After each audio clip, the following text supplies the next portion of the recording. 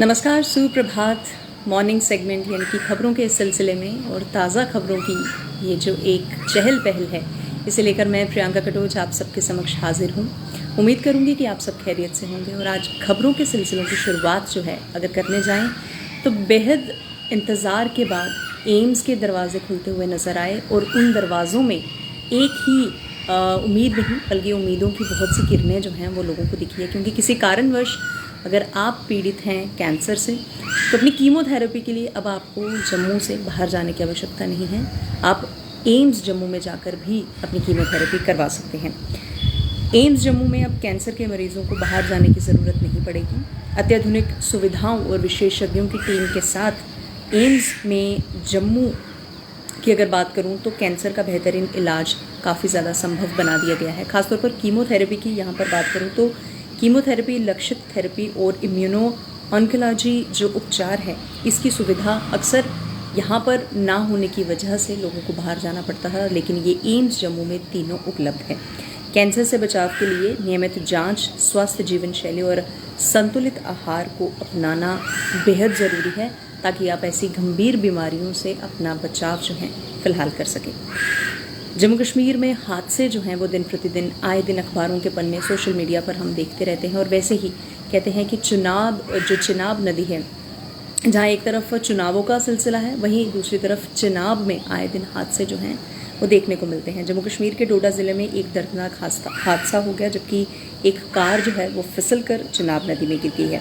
इस हादसे में एक लड़की के समेत 2 लोगों की मृत्यु हो गई, जबकि एक जख्मी बताया जा रहा है। ये दुर्घटना गरसू गांव के पास हुई, जब तीनों किश्तवाड़ जिले से द्राबशाला गांव में जा रहे थे। और इस हादसे के बाद बचाव अभियान फिलहाल अभी शुरू कर दिया गया है। आज ही की रात हुई थी सर्जिकल स्ट्राइक, ऐसा पीएम मोदी द्वारा कहा गया। और ये नया भारत है, घर में घुसकर मारता है। जम्मू में पीएम मोदी बोले कि गोली का जवाब गोली से ही दिया जाता है।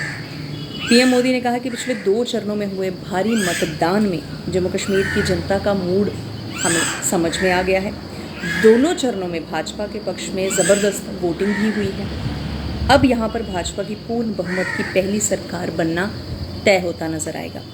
जम्मू कश्मीर के लोग कांग्रेस, एनसी और पीडीपी के तीनों खानदानों से काफ़ी ज़्यादा त्रस्त हो चुके थे और इसलिए उन्होंने भाजपा का सहारा लिया। और ऐसा प्रधानमंत्री नरेंद्र मोदी द्वारा अपनी रैली में कहा गया। इसी के साथ आतंकियों के साथ एक बार फिर मुठभेड़ कठुआ में जारी है। अगर कठुआ के मांडली इलाके में आतंकियों और सुरक्षा बलों के बीच मुठभेड़ में एक पुलिसकर्मी का बलिदान हो गया है। एएसआई और डिप्टी एसपी भी जख्मी हुए हैं। मुठभेड़ अभी भी जारी है और इससे पहले कुलगाम और कठुआ में हुए मुठभेड़ में 5 आतंकियों को मार गिराया था। बता दूं कि 1 अक्टूबर को जम्मू कश्मीर में विधानसभा चुनाव के तीसरे चरण का मतदान है और इन्हीं गतिविधियों पर नज़र बनाते हुए सुरक्षा के पैमाने से हर पुख्ता इंतज़ाम किए जा रहे हैं। और आतंकी गतिविधियों पर नज़र रखते हुए इनका सर्वनाश करने के लिए कह लीजिए या फिर इनसे छुटकारा पाने के लिए जो जितनी भी हमारी बीएसएफ की टीम है, जितनी भी हमारी आर्म्ड फोर्सेस हैं, तमाम डिफेंस फोर्स जो है इस वक्त अपने कार्य के लिए इतनी संजीदगी से काम कर रहे हैं कि लोगों को, आवाम को इससे किसी भी किस्म की कोई भी परेशानी जो है वोट डालने में ना देखने को मिले।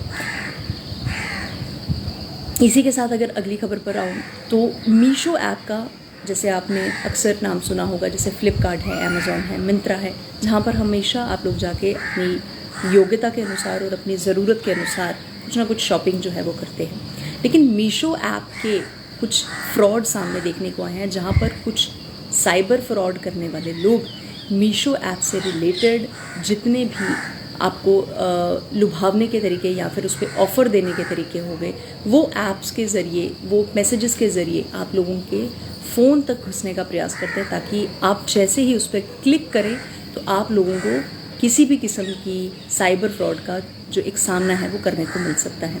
और इसी से बचने के लिए तमाम एडवाइजरी भी जारी की गई है कि अनवांटेडली अगर आपको कोई भी लुभाने का, कहते हैं कि जब भी कोई किसी को किसी चीज़ का एक लुभाने के लिए प्रपंच तैयार करता है और ऐसे में लोग अक्सर फंस जाते हैं। और ये जो सारी ऐप्स हैं, फ्लिपकार्ट, अमेज़ॉन, मिंत्रा और मीशो, इन सब के नाम इतने प्रज्वलित हो रहे हैं कि हर कोई घर बैठे बैठे शॉपिंग करना पसंद करता है। और इनमें जब ऑफ़र की बात आती है तो लोग अक्सर अपना इंटरेस्ट जो है इसमें शो करते हैं। तो ऐसे इंटरेस्ट शो करने से पहले तमाम मैसेजेस को ध्यान से पढ़ लें और सुविधा के अनुसार और ज़रूरत के अनुसार ही फ़िलहाल इन ऐप से शॉपिंग की जाए।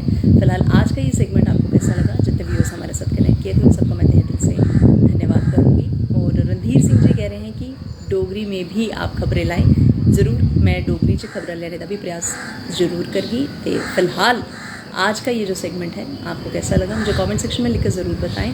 एंड मैं आप लोगों से वापस मुलाकात करूँगी। तब तक खुश रहिए, सतर्क रहिए, अपने आसपास के वातावरण को साफ रखने के लिए एक अच्छे नागरिक होने का फ़र्ज़ ज़रूर निभाएं। बहुत बहुत धन्यवाद।